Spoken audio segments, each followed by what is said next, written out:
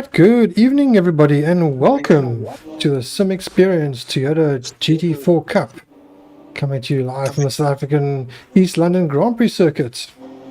Hopefully our audio levels are all okay. If everyone could just let me know perhaps in the comments if everything sounds alright.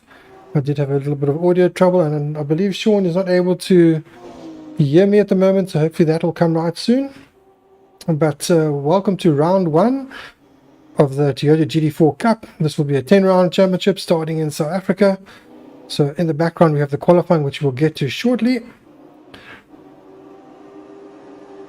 East London will be round 1, Knockhill will be round 2, Swartkorps will be round 3, Alton Park will be round 4, the Classic Car Army Circuit from the 70s will be round 5, Road Atlanta will be round 6, Aldous Grabunte round 7, Hockenheim round 8, Kyle Army, the current Kyle Army round 9, and the Valencia Circuit round 10. Our point system coming into this, there's 2 races, so each race the drivers can get points up to 15th place. For first place you get 22 points, down to 1 point for 15th place. You get 1 point for pole position and 1 point for fastest lap in each race. The qualifying position, the guys will qualify. That qualifying will set the grid for race 1. Race 2 will have a top 5 reverse grid from qualifying results. So if you qualify in 5th place, you will start in 1st place in race 2. Alright, perhaps now we can head over to qualifying proper. Alright, so the drivers are on track at the moment. I'm just waiting to hear from Sean. Hopefully we'll hear something at some point to let us know that he's there.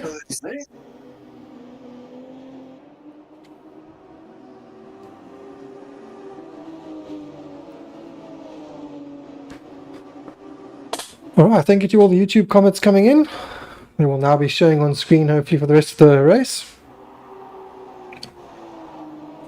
Alright, so we have Gerrit Bierkes in provisional pole position. I'm just going to get my timing screens up here because I'm kind of going on the visuals on the wrong screen at the moment. So Gerrit currently sitting on a 121.4 from Jean de Toy on a 121.4. So 0.08 between the two of them. I believe this is going to be an extremely close championship, probably 3 or 4 guys in the running. And the guys just behind them are very, very close. So it's going to be tricky and passing is not going to be easy. And especially for race 2 where we have a top 5 reverse grid, it's going to be very, very difficult for the drivers to make a pass. Certainly on this track. Some of the tracks maybe it'll be easier than others, but here it's going to be extremely difficult. So currently 19 drivers on track. We have some new drivers with us tonight as well. So congratulations to the new drivers for signing up and joining, or thank you for joining. Congratulations. So some of the new drivers we have Jaden Harrison, who has raced with us before but not in an official series. We have Picky Stander, we have Neil Swart, and I believe we also have Michael Rabellini. I'm not sure if Michael is from Italy. I think he is foreign judging by his ping, but at the moment I'm not too sure if that's the only new drivers. I believe so. So yeah, thank you to all the drivers that have signed up. This looks like it's going to be a very close championship. There's a couple that haven't quite made it to round 1, but I'm sure they will be in the next few minutes if they are able to make this one. Of course, we do have load shedding, which could be playing a part. So from our pre-season testing, it's been looking like the drivers to beat are going to be Jean de Toy, who's currently on screen, and Gerrit Bierkes. Jean de Toy, of course, is a former champion. So we have a few champions with us tonight that are probably the top drivers to watch out for. So Jean, of course, is now driving for Savage Racing with his father. He has won a championship before and he's one of the front runners here. So definitely a guy to look out for.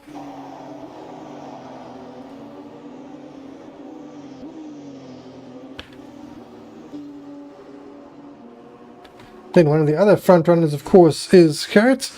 Gerrit's on it at the moment, currently sitting provisional pole. Also a former champion. Drives for Team Full Throttle. Probably has the biggest YouTube following. Good to have drivers with good support.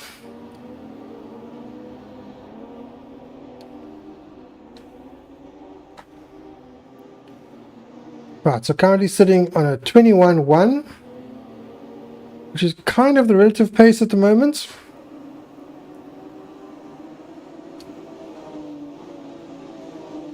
Jean-Louis Latour currently sitting on a 21.4 only. Jason Underwood on a 21.5. So I think the times will start sort of coming in a bit hotter and faster towards the end. Adib Gamildian currently on a 21.9. So Adib driving for Sim Experience SA. We have two Sim Experience SA teams. We've got the main team, which is Adib and Julian. And we have a B team, which is... Let's see, we have Sean Johnson, who might be joining us at some point. And the other driver who's not here either. So I won't mention it yet. If they jump in, then I will mention them. The other driver is Jeffrey, but he's not here at the moment, so I'm not sure why. But we have Sean and Jeffrey that might join us later in the championship. So Deeb currently not on a personal best time. One of the new drivers that is Neil. Neil currently on a personal best first sector. Very sideways there, getting a bit loose. Driving a skin which was created by Stanton Augustus, so thank you very much for the skin, Stanton. Another one of our new drivers is Jaden, also showing some really good pace. Teammate, of course, to Monet Deploy for the Caribbean team. Ooh, he ran slightly wide there. So Caribbean United. Jaden, of course, is our first Jamaican driver, so good to have a Jamaican driver joining up for a championship.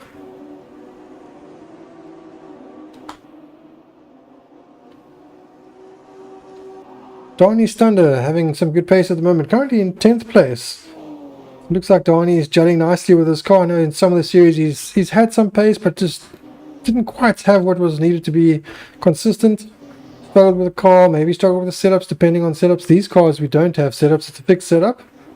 So they can only adjust their brake bias and their brake pressure, and of course their fuel. So this means it's easier for the drivers just to jump in and race. Makes it more competitive, and they don't have to put in as much time.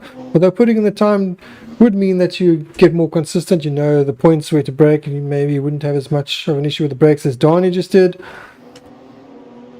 Certainly the drivers like Jason, Timo, Jean-Andre, Gerrit, they all put many laps in. Speaking of Timo is currently sitting in 3rd place. Slightly different looking livery for him, but he's still part of the Minions racing team. Sitting on a 121.423, so just shy of 3/10 shy of the pole position, but he is top 3. Of course, if he qualifies 3rd, he'll be 3rd in race 1 and race 2, so that's the one good slot where he won't change for the top 5. Jason Underwood currently in 4th, and Adib Gamildian currently in 5th. He would take pole position for race 1 if that's where it ends. Sorry, for race 2 if that's where it ends.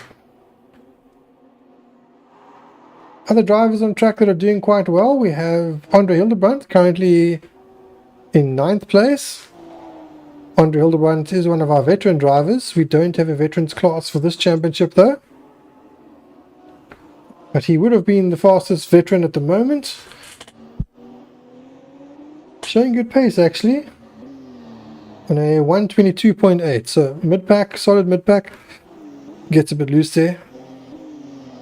Of course, now driving for the Alwyn Motorsport team. Of course, the other Alwyn driver is Hilke Veronica, so Hilke, good to have you back. Hopefully we'll see lots of Hilke this season. Looks like Hilke is enjoying the car a bit more. Hilke has had a change of hardware, so I think also adapting to new hardware, but I think the car is definitely helping him. Another new driver is Michael. Now Michael he literally signed up, I believe it was today. So good to have Michael joining us. I think this will be his first time driving with us. Something all wrong there, looks like he got it wrong on the brakes. And of course we have our most decorated South African racing driver driving with us, Harvey Koos. The most decorated Formula V driver in South African history. I believe the only South African driver to ever win the Formula V championship in 3 different decades. currently in 19th place.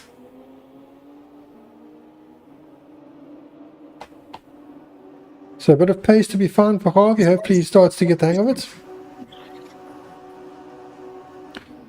I hear an echo of myself, so I'm not sure if, Sean, if you're able to hear me yet.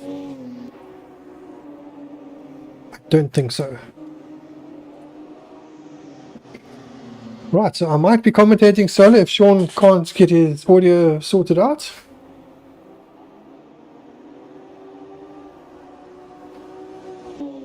Right, another driver that's teamed up with a driver that they've raced with before is Stan Bezadnout and Dinesh Singh. Their livery is like a mix between two of their previous liveries. So the one half of the car is the old black and the one half of the car is the old white.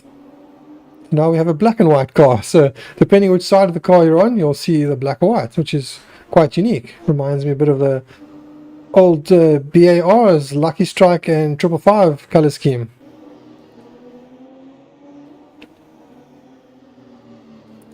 Right, rounding the final turn and gets it a bit wrong. He was actually a personal best briefly. Let's have a look at D Nash. Not on the greatest of laps at the moment.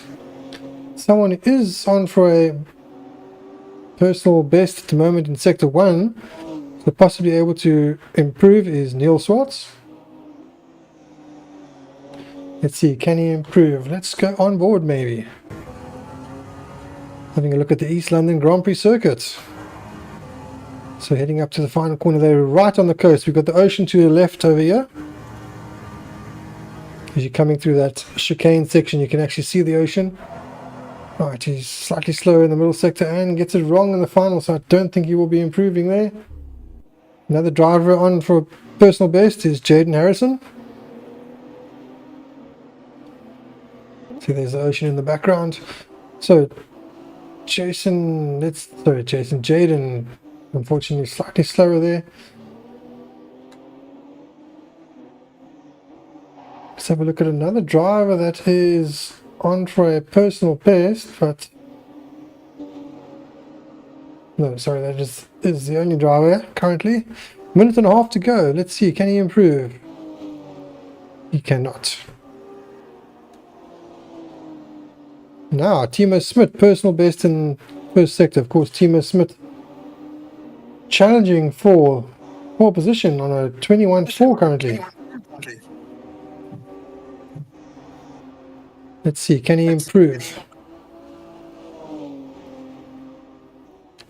So Timo on for a good lap.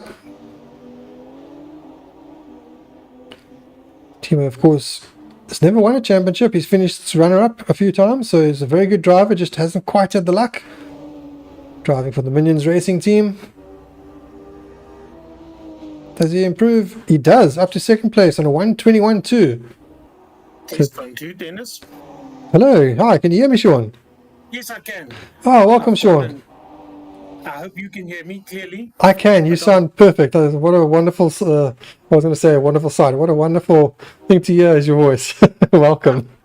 I had myself sweating there, and this is a long story, but I got to change one setting, and it's not the one that I expected, and I actually got the audio going again, so... Oh, great that you got it done just in time. So qualifying is almost over. It looks like it's going to be a very close championships, and perhaps while we watch the final laps, we can just have a quick chat. It's going to be, looks like roughly 20 drivers tonight. I think it is exactly 20 at the moment. Top 5 reverse grid for race 2, and 20-minute races for both races, so it should be quite exciting. I think it's going to be quite difficult for the guys to pass. Okay, sound a bit soft on you. I'm going to adjust that if I can. That's fine. I can hear you clearly. I hope you can hear me as well. Hopefully that's a bit better. Yeah, East London, a combination of very high speed, and some of the corners you have to really have a good set of goons on you to keep it full taps going through the corner, but then the twisty bits on the inside coming back are also quite tricky and slow, and use of the gearbox. So interesting circuit to start with for the Toyota G4 Cup. All right, let's jump to an ad break. We'll be back shortly.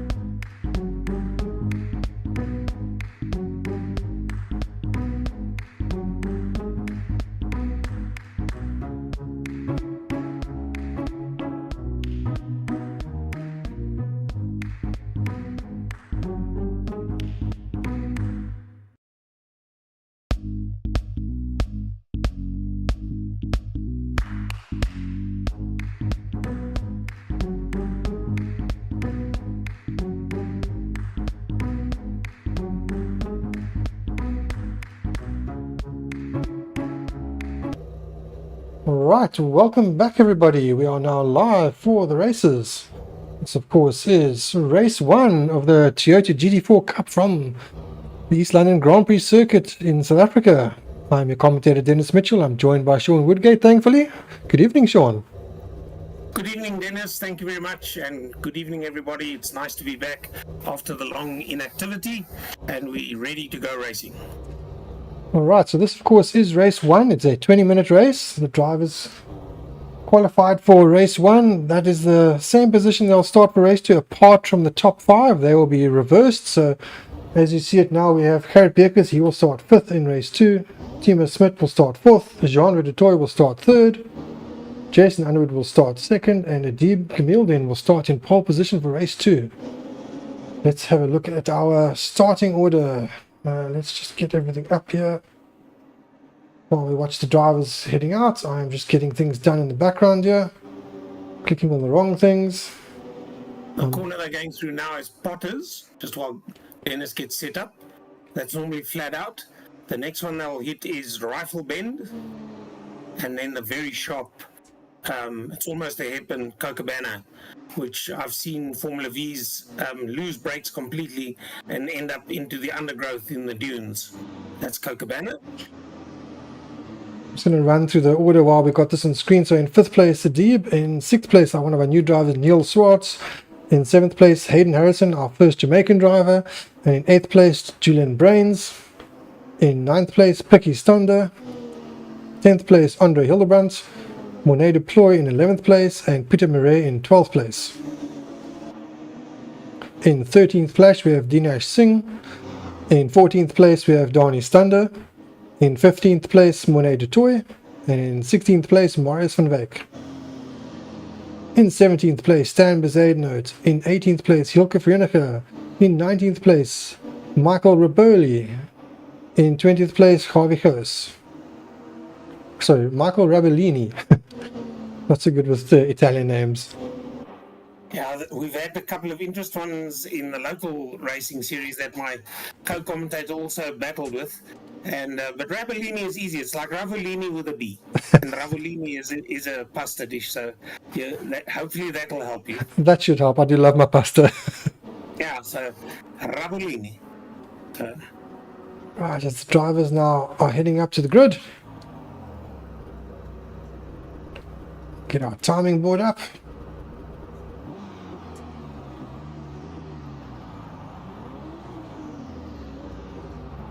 We were discussing in the break that what a nice big grid it is. 20 cars on the grid is going to make for a very interesting championship, because certainly we were at times a bit low. I'm just having a look. Yes, the Bumblebee is there on the rear wheel arch. So Gerrit Beekers, the Flying Bumblebee, is back to give them some more. What would the racing be without a flying bumblebee? Yeah, nice to see Minions racing back, Timo Smit, and high up on the grid as well. So welcome back to Timo. It's nice to see some of the old names. The people got busy in work-wise and that sort of thing and stopped racing. But it's nice to have them back, and also the new names. Always nice to see new names in, and also from new countries. And welcome. Yeah, it's great. Great to have more people joining. Good to have full fields. I think it makes for better racing for everyone. Right, as you're away. Right, let's see who's going to get through first. And as we said, it's the very fast Potters pass. That's to be flat out. So you got to get out to the right hand side. You see the black line there, which is the racing line. And it looks as though Gerrit has got that absolutely perfect. Because he's someone got off in the about a few background. calling. Sorry, someone off in the background there. Yeah. That was Picky Stander. They'll get used to this still. I've seen guys that have actually gone off, and if the grass is dry, it's okay, but if it's wet and the grip is not there, then you don't have a chance of getting back really, other than to really slow down, and then the rest of the field is gone. But Gerrit has a good run. The sharp corner, as I said, is Cocobana. Then it's the beach straight. Then they talk about the S's and Cox's corner and the sweep. We just call it the squiggly bits on the infield. Then it's the back straight before they get to Beacon Bend. And there they're exiting the squiggly bits now. That's the sweep. Then it's the back straight, and now this is uphill until they get to Beacon Bend, and Beacon Bend is almost a hairpin right, and that is the front straight, which once again, that completes a bit. What we're looking at now is the squiggly bits on the infield. No, it's not. It's the completion of lap, because there's the pit lane where you leave the track, and here they come to complete lap number 1 of this first 20-minute race. And Jean de Toy having a lightning start, getting up to second place. That I'm sure has worried Timo a little bit. I'm glad that Timo, even though he's lost the position, that he hasn't lost the skill, because he lost one position to a guy that was racing all of the time that Timo was away. So Timo's still got it there. He's not quite in contact yet, but I tell you what, Genre is very, very fast and challenging on Gerrit Beekers. So this is going to be interesting later in the race as to what happens. A yellow in sector 1, somebody off, but hopefully that'll be cleared. But I think the guys will, yes, it's been cleared, so it's all go for this circuit. And the Bumblebee is flying, but I don't think he's got it all his own way, with Genre challenging and Timo back on track. That's going to be nice to see how Timo develops. And behind him, Jason Underwood, also the winner of previous classes. Jason having a new color scheme and a new team name, so they're getting back into it. My favorite view, of course, is Jason looking forward at Timo Smith, and Timo Smith looking backward at Jason. So this is third and fourth that you see now. So in the front there on the left is the third place car of Timo Smith, and the black hood that you see is Jason Underwood chasing hard. Front four seem to have been, well, what's the word I'm looking for? They seem to have a fair gap of half a second, and actually between Timo and Jason there's a full second almost. So it looks as though the front four have settled into position. Let's see where things are tight is further back in the field between Jaden Harrison and Dinesh Singh. That's for 9th and 10th, where it's 0.6 of a second. And then Mornay de Toy on Donnie Stander for 11th and 12th. That's pretty close as well. So all the way down the field, and having a big field like that is nice to have. A big jump that we've seen from qualifying 20th, he's up to 15th, just keeping his nose out of trouble, is Harvey Goos. Very nice. Dennis, I went and did a bit of nosing about in the results of Formula V. I've actually just got to confirm with Harvey and or a guy by the name of Peter Hills. I think Peter Hills was also champion in 3 decades, but of course a different 3 decades to Harvey. So I'm talking about Harvey Goos, unlucky number 13, but he looks as though he's doing okay. A little bit of middle of the road for that corner. You'd prefer to go a little bit wider and then use the apex completely to get the best exit speed out of the corner. But I think Peter Hills is also a 3 different decade winner of the Formula V championships. All right, that's interesting. It would be nice to know that, because I was under the impression that Harvey was the only, but maybe he was just the first. He was definitely the first, and possibly a first in all forms of motorsport in Southern Africa to win a championship series, a national championship series in 3 decades. Just going back to the battle of the front, we've got Genre right behind Gerrit at the moment. So this is heating up nicely. Oh, I did say, and he's flashing lights at him. I think his lights just happen to be on, they're flashing. Of course, Genre is one of our former champions, so we have Genre there. Oops, I've got a bit too many things showing there. Apologies about that. So Genre, of course, is a former champion, as is Gerrit. He has won before. He's changed the team name, but other than that, the skill is still there. He's a top driver for sure. Yeah, he's from one of our neighboring countries, from Namibia. You see the flag there. So now with Savage Racing, and it's nice. I think I've been commentating when they started the Polo Cup racing in South Africa, and race 1, the cars had arrived late, and they were all still white, and all they had was different numbers. It was an absolute nightmare. But in this case, we have everybody running the same car, but they've had time to put skins on them and the different color schemes, and the guys seem to stick to the skins they normally had. Gerrit Beekers, the Flying Bumblebee, of course, he has a following now with bumblebees and things that go along with it. I tend to give names like the Boeing Brigade is second, is Jean-Ray Detoy, number 737, and Mornay Detoy, Savage Racing, number 777, is 11th. So that's also got the nickname of the Boeing Brigade because you do get a Boeing 737, although it's not in the news for the best reasons lately. But the 777 is also a very good aircraft, and that Mornay Detoy is driving in 11th place. So, but first and second is definitely leaving Timo Smith behind, trying as good as he can. But Jean-Ray Detoy only half a second or so behind Gerrit. So Gerrit is not, I think, going to have things as easy as what he did in the previous championship we had towards the end of last year. And of course, just behind Timo, we have Jason. Of course, Jason is also a former champion. So we've got a bunch of former champions running at the front. Timo, the only driver amongst them that hasn't won a championship. He's come close. He's come second, but just hasn't quite got it. But he's got the pace, so he's up amongst the best at the moment. Holding off Jason, but maybe by defending, he's just lost a little bit of a gap. We know he's got the pace because he stuck it on second place in the grid. So we'll see, maybe he's pacing himself. Watch further back to Adib Khamildin and I think newcomer Neil Swartz. They also at each other. Neil Swartz is only 0.4 of a second, and he's obviously, well, nothing's ever obvious in life, but it would appear that's a better choice of words, that he's raced sim racing before, because he is right there with Adib. So that's another battle to watch. His 5th and 6th position. Adib with a sim experience SA team, and Neil Swartz with maximum racing. Cars number 119 is Adib, number 32 is Neil. So there's a nice battle that could develop as well. Looks like Neil's been racing for many, many years the way he's driving. Yep, certainly has a skill there. The section of track that they're in at the moment is the bit that's called, well, I've never heard the term butts bend, and I've actually been at the circuit.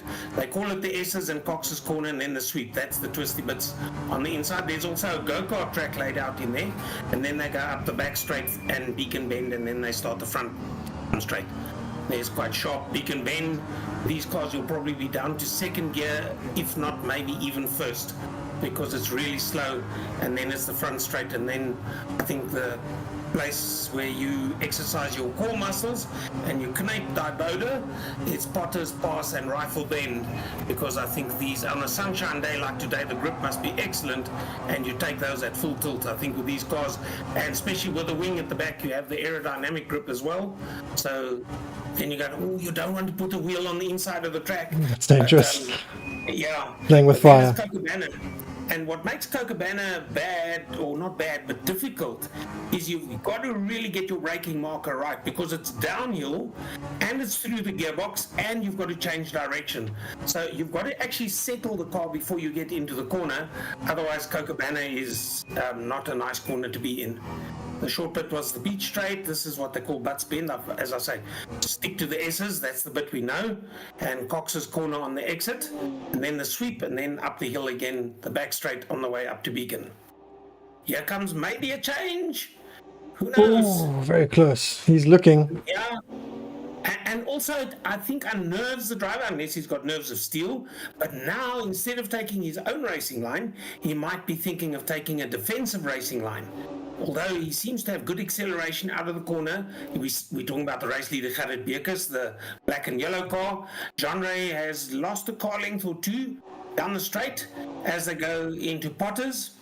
But it's certainly, I see over the years they've extended the rumble strip at Potters and Rifle, because the cars tend to drift out wide, and the track is actually in daily use as a public road when not being used on a race weekend.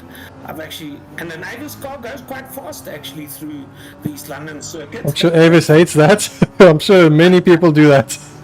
Yeah. Hire a car and thrash it around the track. We actually didn't trash it around. We were actually on our way back to the airport, and I had to show my stepfather while he was still alive what the race circuit at East London looked like. So we're probably a little bit faster than normal. I first drove around once or twice to see that there's nobody about that matters, and it's actually quite a lot of fun. See them, and my wife doesn't like speed, holding on to the handrails above the window, and my wife muttering her discontent at me at a rapid rate. My granddad also was one of the, back in the day, bikes struggled to go through Potters flat out. And the very first year that the bikers started doing it, my granddad was one of the 3 guys that could do it. That back then would race with a little leather cap on their heads, and they were going flat out through Potters. I was actually at the East London circuit, you that has a biking history, the day that Russell Wood, and I'm not sure which bike he was racing those days, they had a sensor that detected like a micromillimeter of movement of the gear lever. And if you move the gear lever up, it would cut off the power supply to the engine. So you could change gears for speeding up without having to use the throttle. I think you did use the throttle then for changing down in the gears. And Russell Wood at that day, East London, I don't see the wind blowing too much today in these conditions. They'd hug the pits down the straight. As soon as you go out of the straight, you'd get the wind, and that would blow you from the extreme right-hand side of the circuit, the left-hand side of the circuit, and then you had to settle the bike to turn it in for the racing line into Potters. So that was quite hair-raising as well.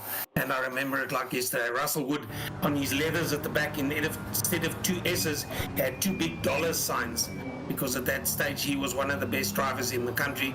Him in the days when Greg Dreyer was still, his gyroscopic inertia knew when the point of no return was, and then we gave him the nickname Tumble Dryer, because he was falling off rather regularly.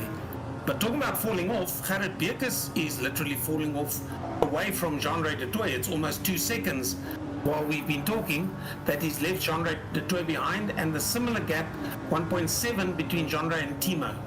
But Jason Underwood is right behind Timo, and that's where the battle is. He's all over him at the moment. Yeah. Like, as the saying goes, he's over him like a rash. Yeah, and the thing is, this Cochabana corner, if somebody gets the brake marker wrong and has to drift out a little bit, and the guy behind him, like in this case Jason, got the brake marker exactly right, then you just plant the car up in the inside, and the guy has nothing to do. You can't defend the line because you've left the door open so wide. So interesting racing between Timo and Jason. As I said before, nice to have Jason back, but also Timo, after a long time of this inactivity, nice to see him back and so competitive.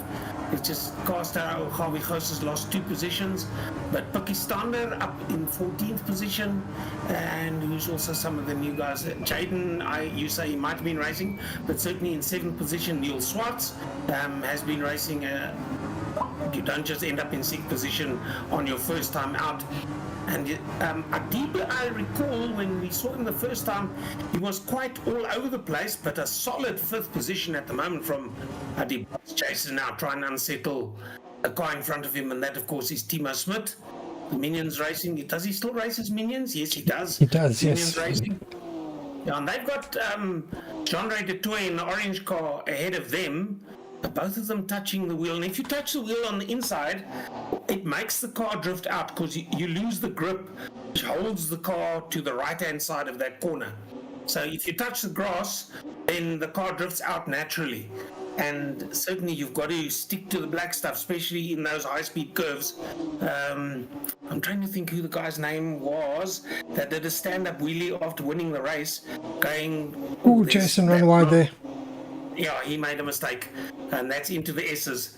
And doing a stand-up wheeling, and the wind actually caught the bike, and he threw it away, because if you're coming through Rifle, it's a long way down to Cochabana, and I think he was trying to do a high-speed stand-up wheelie, and the wind caught the bike, and he fell off on the slow-down lap. Would you believe it? So, yeah, showboating is one thing, but you do it as safe as you can. And then Timo makes a mistake. Yeah, he drifted it way out of Beacon. The cargo ship doesn't seem to be going anywhere in a hurry. That's my previous job of many, many years ago now, being a deck officer in the Merchant Navy. So I know East London, the entrance and the exit of the harbour as well.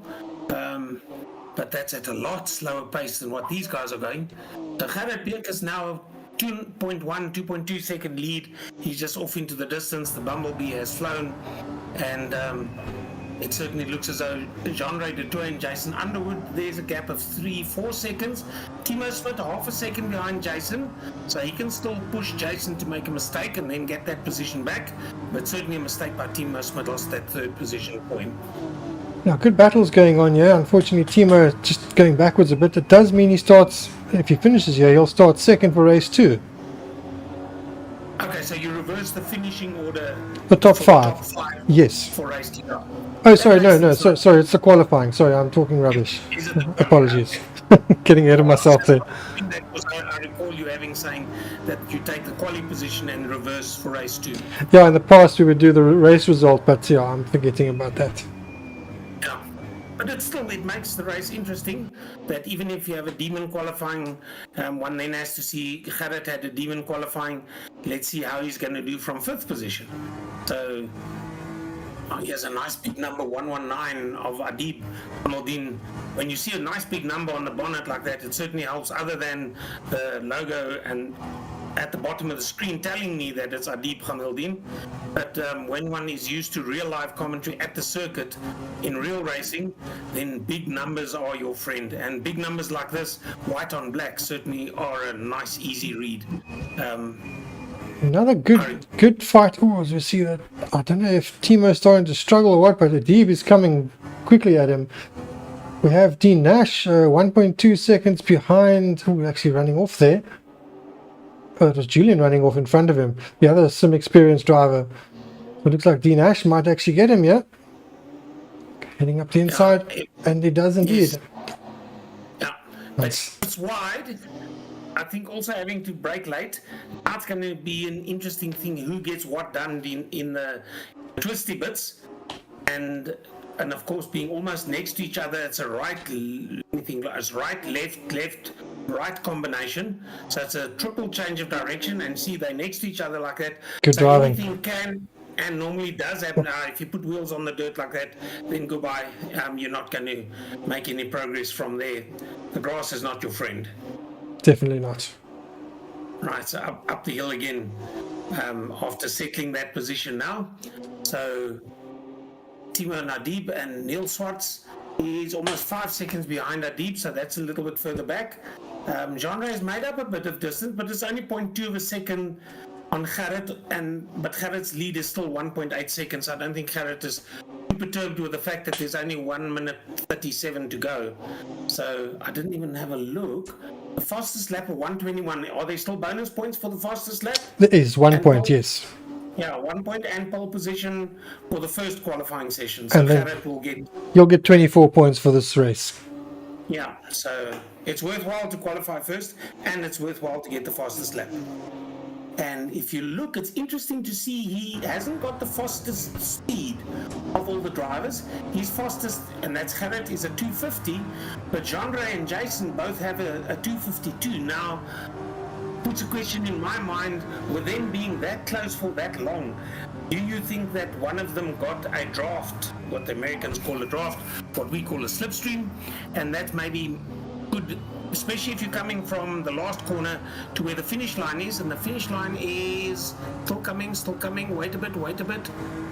The finish line is there, so it's a long place that you can actually draft somebody, and you might be able to pull him through that extra 2 kilometers an hour to make it faster than Gerrit's faster speed. The tires, of course, we wouldn't expect anybody to put in a fastest lap now anymore, although that being said, Genre has just done a personal best in sector 2, so he's still good. Timo again on the grass, not the place to be. But I think pretty much with 13 seconds to go, where's Gerrit at?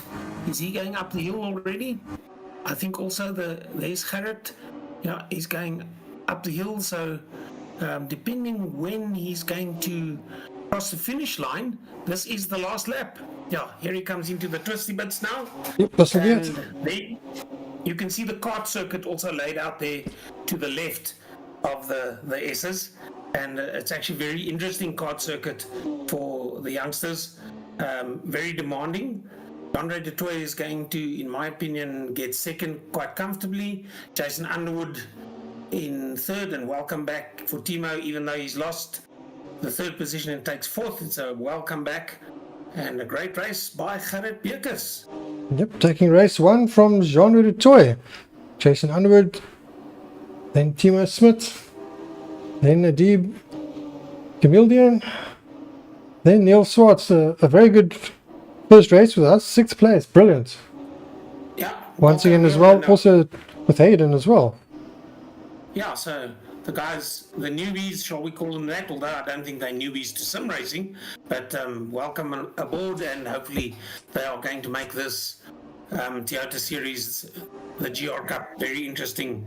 And I'm really thrilled to see such a big grid. We didn't even get to mention some of the guys at the back, and Hilke, we're very sorry. Hilke Virenga is the guy that went over in 20th position, but it's what is also good to see, we didn't have a single DNF, and that's unusual because historically we've had at least anywhere between 1 and 3 or more DNFs during the course of the day, which means people are well connected, equipment is running well, and you didn't put your car into the wall. So East London circuit has been, the weather is certainly good. There goes Harvey Gous, the veteran, and who's behind Harvey? Maurice van Wyk. Maurice van Wyk in the Purple People Eater, number 77.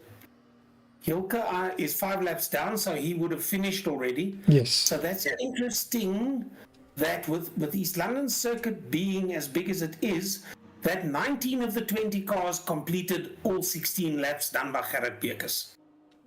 So only one car was lapped a few times, so I'm not sure if Hilke has new kit or just an off evening because he's been around a while, but we'll see if he can do better in the second race. All right, we're going to jump to an ad break. We will be back as soon as the grid is set, so hopefully not too long. So stay tuned and be ready for race 2. See you then.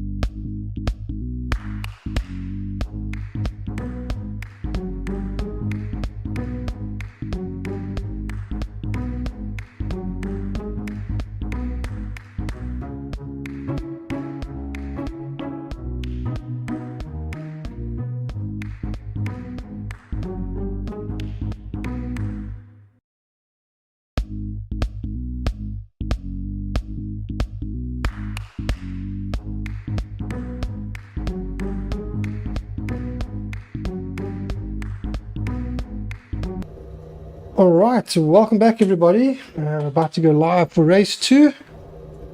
As you're waiting for everyone to hit to the grid. This, of course, is the Toyota GT4 Cup race 2, round 1, race 2 from the East London Grand Prix circuit in East London, South Africa. It's also a 20-minute race. We have the top 5 from qualifying have been reversed, so we now have Adib in pole position. We will run through that as soon as they head off on their outlap. But this should be quite an exciting race. The first race was quite exciting. Now with the top 5 reversed, it might bring the pack a bit closer together. We have about 10 seconds to go until the drivers will start heading out. So I'm going to put this away for now. So in pole position we have Adib Gamildian. Let's have a look at that while they take a drive around. So in pole position, Adib Gamildian, Jason Underwood in second place, Jean-Louis du Toit in third place, Timo Smit in fourth place. In fifth place, we have Gerrit Beekers. In sixth place, Neil Swartz. In seventh place, Jaden Harrison, Julian Brains in eighth place. In ninth place, Pikkie Stander. In 10th place, Andre Hildebrandt. In 11th place, Monet Deploy. In 12th place, Peter Murray. In 13th place, Dinesh Singh. In 14th place, Donnie Stander. In 15th place, Monet Deploy. And in 16th place, Marius van Wyk. In 17th place, Stan Bezuidenhout. In 18th place, Hilke Verenigde. In 19th place, Javi Goos. And in 20th place, Michael Rabellini. Hopefully I got that better. Yeah, Dennis and I were chatting between the races in the break that there was so much excitement in the top end of the race that our apologies to the guys in the bottom half of the race that probably didn't get a mention. I don't recall mentioning Andre Hildebrandt's name. And the reason that it happens is towards the end of last year we were running with fairly small fields, so you could actually mention everybody often during the race. We had so much action in this race 1 that we were concentrating in the top end, and now and then having the time to look at the bottom of the race grid or the lap scoring monitor. But certainly there were a couple of scraps going on further back, and it was a great race. As I said, to have 19 out of 20 competitors finish on the same lap really shows you it was a very close run race. Right, so the drivers are now heading around close to I think Adib might be hitting the final corner. He is indeed. Yeah, beacon bend. That shouldn't be popping up. Apologies for that. Alright, now they all head up to the grid. Take their slots. Once everyone is on the grid, I believe they have about 6 seconds before it starts. Right, Adib is in position. What color is Jason's car this series? Because I Black. don't think he went round. I noticed. There he is. There he is. Yeah. Okay. So he did go round, but not in sequence. And Timo's got a small minion on now. I'd like to see the bonnet actually. We can maybe look. He used to have a big minion on that car, which is nice to watch. Right, as we get ready now, wait for the timer to start.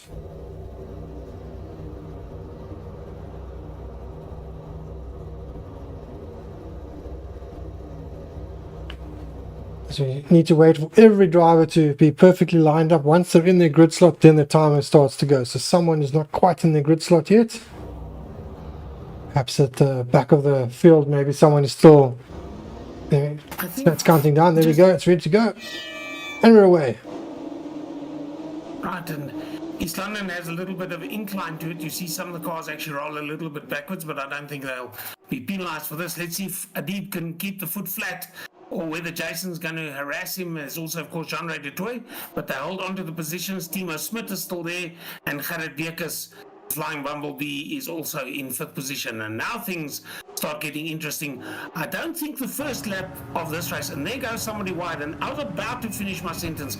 The first lap of the race is not the time and the place to challenge for position. But that being said, is Jean-Ray holding on? Is Jason going to take the... Oh, Jason's off into the field, and I think into the wall. I'm not sure what happened there. Yeah, I think he got the entrance into the S's. He was thinking of an overtaking pass going into the S's, and I don't think it worked out as well as he would have liked. So it's all changed at the top, but Adib has a good start, 0.6 of a second lead, and he's only just through the twisty bits in the middle. Jean-Ray is certainly going to not let him get away, but Timo Smit in third again. Timo Smit at this stage going very well for potentially a podium position for the day overall, but Gerrit Beekers up to fourth, of course, with Jason disappearing into the structure. I remember Gary Formato, and I'm trying to think who his number 2 guy in the team was. They were racing for Ford, and also there things went wrong for Gary Formato's teammate, and he hit exactly the same place while trying to defend his teammate in front of him. So all clear, nothing extravagant happening that I can see of. The one is Neil Swartz and Picky Stander for 8th and 9th. That's only about half a second, with Picky Stander, number 27, leading Neil Swartz, number 32. There's Kokobana. We were talking about, I think I said it in the race before, Kokobana is difficult because it's downhill. It cambers a bit, which makes it nice, but if you are on the outside of the corner and you've left the door open, then you are certainly going to miss it. Let's see what happens here. The back end steps out and he overcorrects and brings it across the track. Then he's on the grass, he becomes a passenger. Yeah, I think it was just a bit of bad luck rather than anything happening. Bad skill. Yeah. Yeah, it could have, with the car just maybe a car width on the track, he would have still been in the top 5. He might have lost the position, but just having it onto the grass is very difficult to drive from there. It looks almost like his controls just failed, because the car just sort of went straight at that point. He wasn't even trying to correct. Yeah. Oh well, it is what it is, and he'll be back for another race on another evening. But at this stage, the top 4 are definitely away. 0.4 of a second between Adib and Jean-Ray, 0.6 of a second between Jean-Ray and Timo, and 0.5 of a second between Timo and Gerrit, and then it's 1.3 seconds from Gerrit to Jaden. So the front 4 are away from the rest, and Timo Smit, I think he finished 4th in race 1. He's back into 3rd position, which is where he qualified, although he didn't have a very good exit there. Adib's running actually a very good race. His lines that he is running are good, even though Jean-Ray is quite close behind him, only 0.3 of a second. He's not being unsettled. That being said, Jean-Ray is going to push him into the front straight to see if he's going to hold, because at the moment here in the S's, in the twisty bits and Cox corner, which is the right-hander that they're going into now to go up the hill, he's got a nice lead, has Adib. He's not going to get himself unsettled there, and up the hill to Beacon Bend, and that, unless you get an incredible draft or a very good exit out of Cox corner and can position the car. Yeah. And the thing is about Beacon Bend, the guys tend to leave the car wide. They don't take the racing line and straighten out the corner. And here you'll see probably through Potter's Pass that they'll go from the left. You'll see the black line that goes from the left. It's the other way around from which we're looking, from the left to the right and then drifted out to the left again. So yeah, there you see them, and there's the additional rumble strip. Takes the filling out of your teeth. But certainly Jean-Ray wants to try and put his car on the inside of Adib. And Adib, those white lines used to be in the West Bank V8 days. And if you're out on the left there, you just left the door open, and Jean-Ray is going to say, thank you very much, see you, goodbye. If you're going to give him an opportunity like that, because what it also means with the car in on your right-hand side, you can't turn into the corner, and immediately your racing line is unsettled.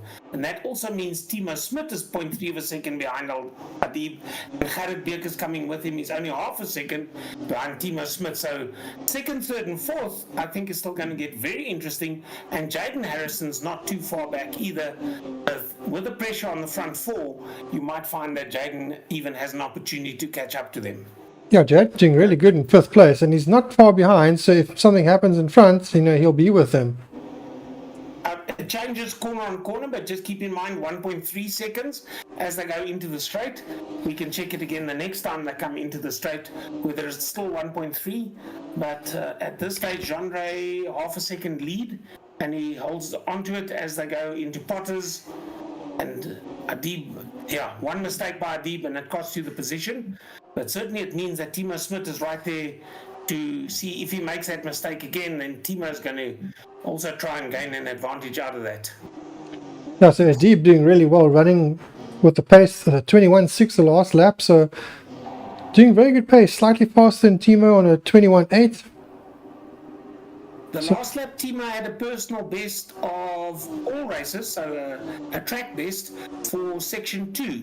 So Timo's flying along, make no mistake. And Hayden's just done his personal best in sector 1 as well, so he's starting to get quicker. He's on a 21.9 and going faster on this lap. Yeah, I think the guys are racing each other. It's now looks like it's Jean-Ray and Adib is one set, and Timo and Gerrit is another set. Remember, Gerrit won the first race, or no, he qualified first, race 1, so he got reverse gridded to P5, but he's up to P4 now when Jason disappeared, and Timo is making life very difficult.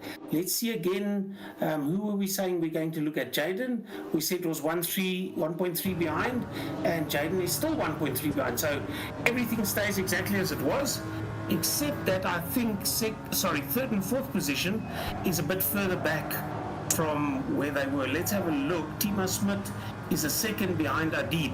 So Adib is still harassing Jean-Ray du Toit. He's not making it. In fact, all-time best of all drivers for Adib, the last lap, a 121.414. And interesting to note, even though it's a best lap, fastest lap, it's a purple, it's not the maximum. He didn't get the top speed. The top speed still belongs to Jean-Ray du Toit, Timo Smit, Gerrit Beekers by 1 kilometer an hour. So you don't have to be the fast. The top speed doesn't have to be the best. It's often how fast you get through the twisty bits that puts up the best lap. Oh, these guys are really close. The two little battles are really, really close. Between Timo and Gerrit here is really close. Between Adib and Jean-Ray. So where do you look? Yeah, Jason's caught up 0.2 of a second.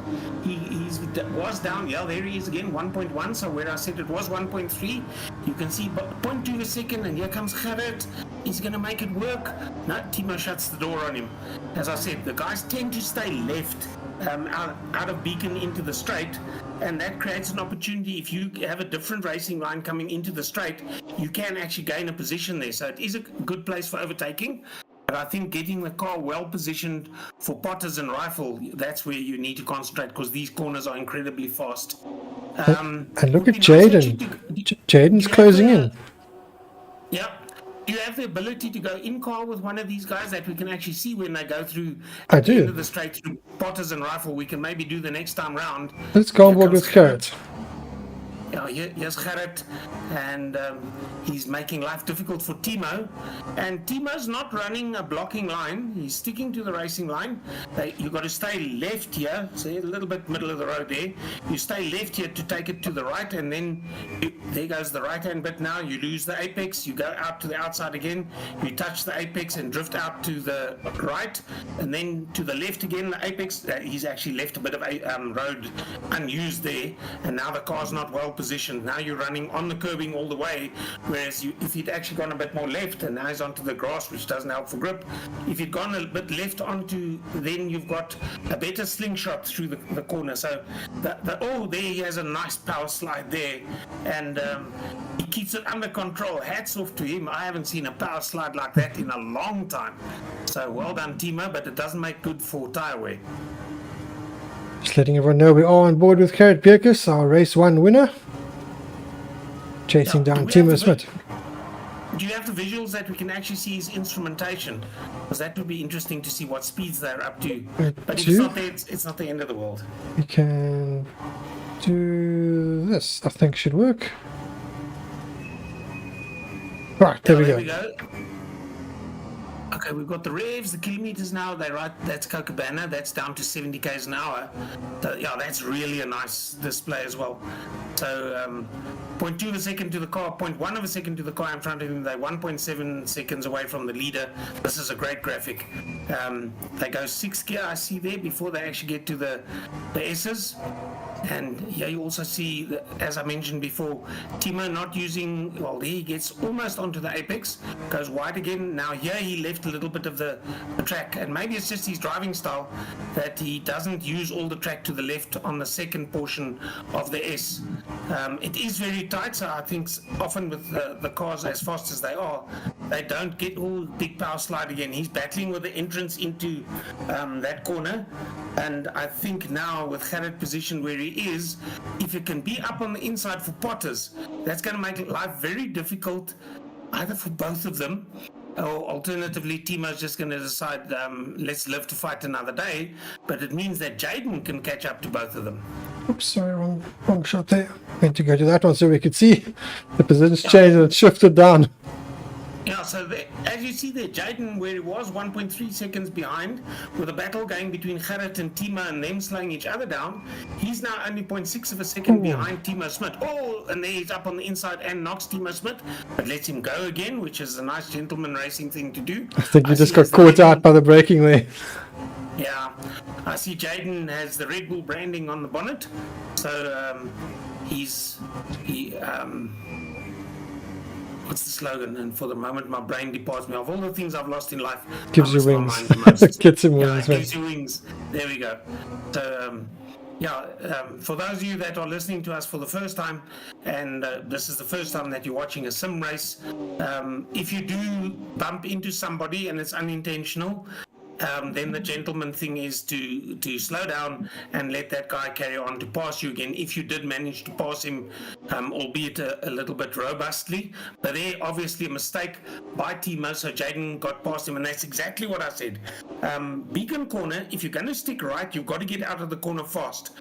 Otherwise, the guy behind you changes his racing line to be on the right-hand side of the circuit, in other words, against the pits, and he's going to get past you, and that's exactly what Jaden did on Timo that time around. But we've known, we've seen it 3 corners in a row, that Timo isn't getting through Beacon Bend very well.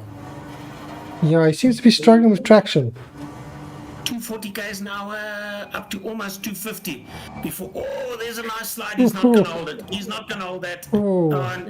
And that's bad luck for Timo as well, because if you get your braking right and the other guy is sideways, it looks like a T-bone, but is it a mistake? Is it a fault? I think it was actually Jaden that was the cause of his own demise, but I think, will Timo wait for him to pass? I think he did. So is that Timo behind him? No, I don't think so. I think no, it's not. It's one of the other cars. Yeah, I don't think he needed to, because it wasn't his fault. So yeah, so it'll be fair to say that wasn't his fault. So Jaden just got the corner totally wrong. When your car is facing the barriers 90 degrees to the circuit, then the guy behind you who was at the right pace and in the right place and had slowed down, you were going so slow sideways that he couldn't avoid hitting you, then it's your mistake. Right, so just looking at the rest of the field, let's go through our field quickly. So in first place we have Jean-Louis de Toy, in second place Adib Gamildian, in third place Gerrit Bierkes, fourth place Timo Smit, in fifth place Jaden Harrison. After that slight spin he lost a place. Neil Swartz in sixth place, Peter Murray in seventh place. Peter actually having a good solid round. Good to see Peter having a good race. Unfortunately, he doesn't have his skin loaded. We will have it loaded for the next round. It was given to me a bit late to put it on the server, so that'll be up for the next round. In 8th place, we have Picky Stunder. In 9th place, Dinesh Singh. In 10th place, Julian Brains. Julian also having a fairly decent race. Hasn't had much time to practice. Andre Hildebrandt in 11th place. Dani Stunder. Good to see Dani having a decent race. Currently in 12th place. Getting better as he's learning. He hasn't had much time to practice either. Maurice van Wyk in 13th place. Monet Deploy. Now, Monet is another interesting driver.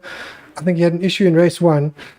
Monet is a very good driver. In fact, he's also one of the drivers that is a former champion. So, Monet, number 38, he is from Team Caribbean United. He's Hayden Jaden Harrison's teammate, I'll get that name right eventually. He has won a championship with us before, one of our first championships. I think it was actually the second championship that he'd won, but yeah, former champion, so definitely has the pace. Unfortunately, just hasn't had the luck tonight, but I'm sure we'll see some good luck go his way as the championship unfolds. And then going down through the field, Michael Rabellini in 15th place. Sam Bezadno, the driver we haven't really mentioned much, as we have Jason Underwood coming past him. Jason actually progressing back up through the field, so Jason trying to get some points. Of course, the points do go down to 15th place, so maybe he can salvage a point or two, which with this championship might mean everything. So good to have Jason at least trying to work his way back. He has a couple of seconds to catch up to Michael, and then he will be in the points. So Jason is 7.8 seconds behind a point with about 4 minutes left to go. Of course, Hilke also in 18th place, so Hilke having a decent race. Unfortunately, not on the pace at the moment, lost a bit of time, but he is in 18th place. Head of Harvey Coase and Monet Dutoy is the only driver we have that is a DNF. Yeah, Harvey also this time round is 1 lap down, so he's probably not having as good. Donnie Standard, if you actually look out of cockpit, I recall his previous color schemes. He had, if I remember correctly from last year, he's got like a honeycomb, yes. the black and the green. That's actually a very nice skin. That you can't miss that lime green of Donnie Standard, the GDR Racing colors. But certainly, I wonder if he's anywhere, him and Picky Standard are anywhere related, or is it just coincidental that they have the same surname? I think it's coincidental because Picky, I believe, is friends of Gendre or came along because of Gendre. Yeah. And as we said before, both Picky and Neil Swartz are new to this set of drivers that we've become accustomed to, but they have, in my opinion, obviously raced before. Gerrit Beekes has a nice, is that hexagonal shape pattern on the bonnet. So the Full Throttle team have done a bit of effort on their skin, and it certainly looks stunning. Cox's Corner, and then up the hill, I think, to Beacon Bend. Ooh, who's disappeared? Yeah, it was just a hiccup in the visual. I'm just looking here. I believe there is something that's happened to Jaden. Hayden with a J. I wonder if the way that the car had sideways and then being hit by Timo, whether it might have broken something. So let's just see whether he's dropped way down. Yes, he has a DNF.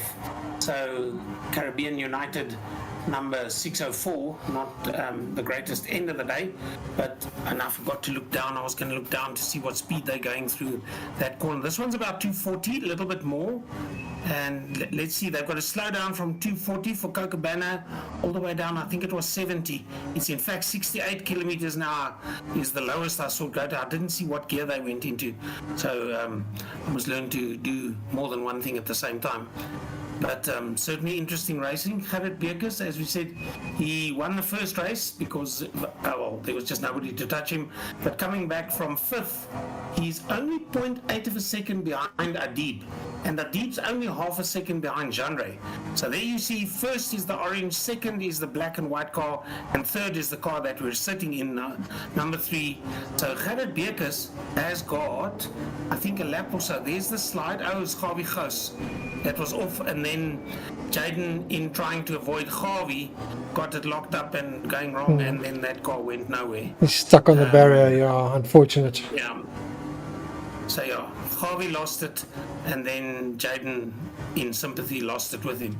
Let's see here as they go through Potters now, approaching 230.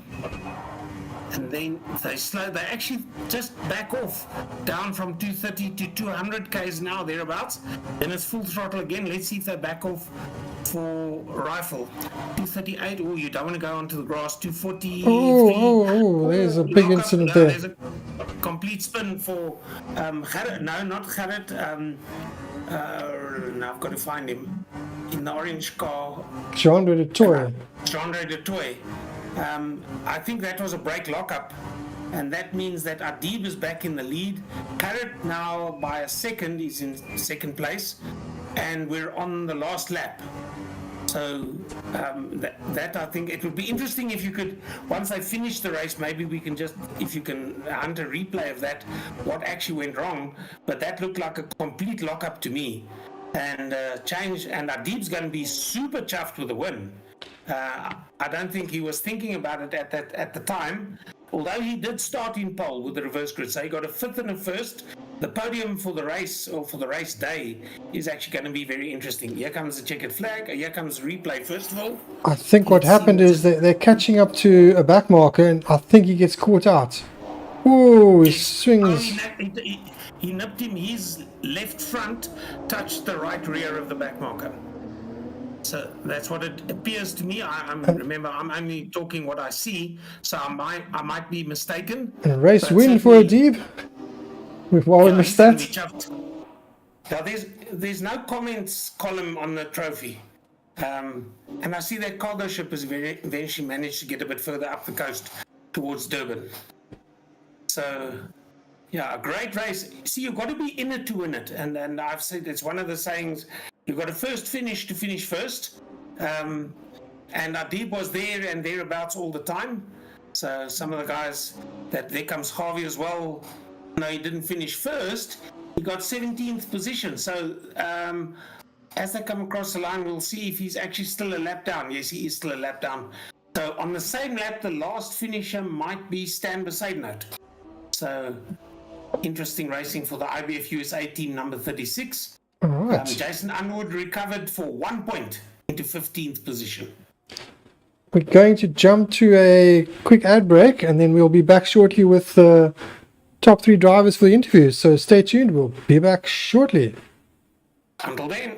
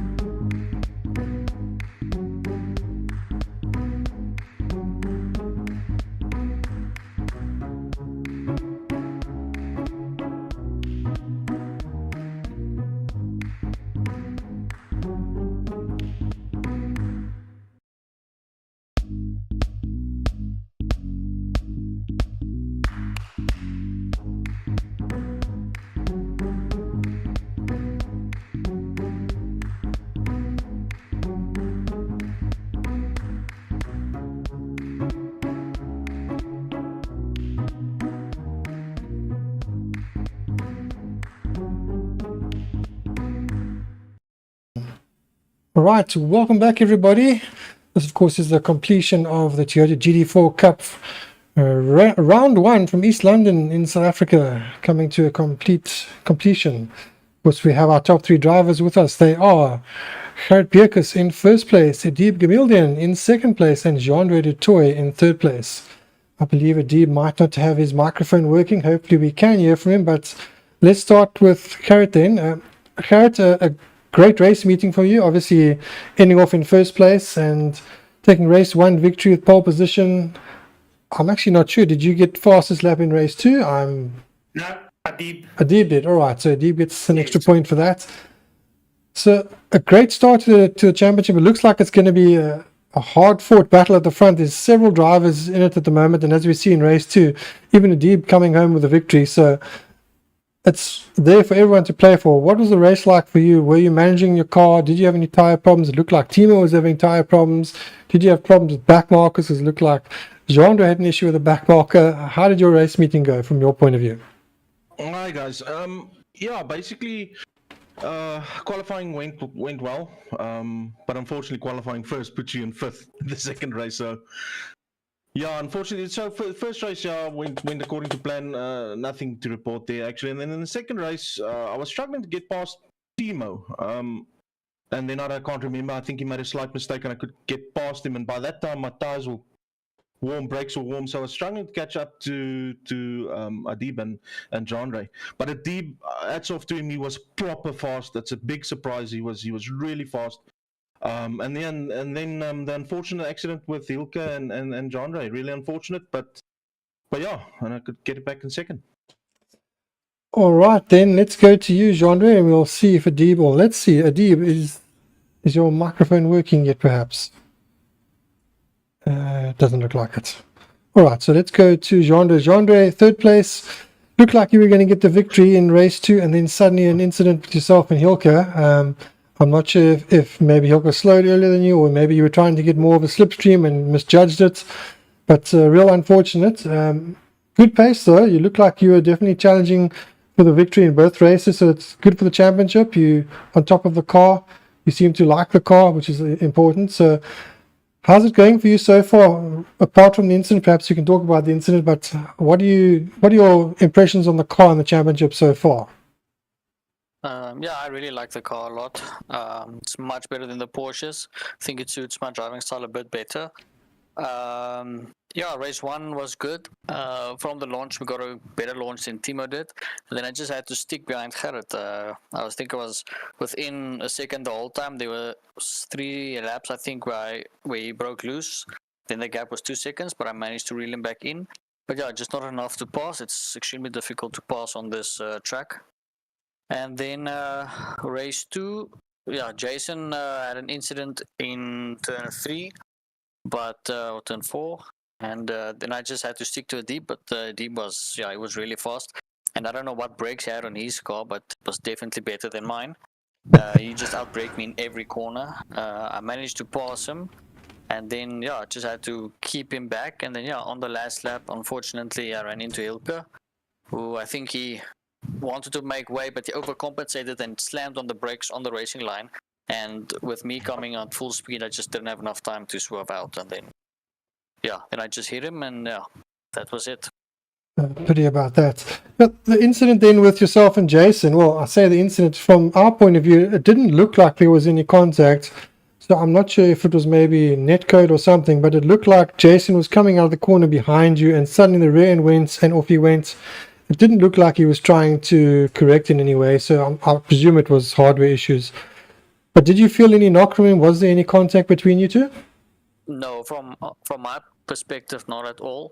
That's why I wanted to come into the race afterwards, into the chat and ask him.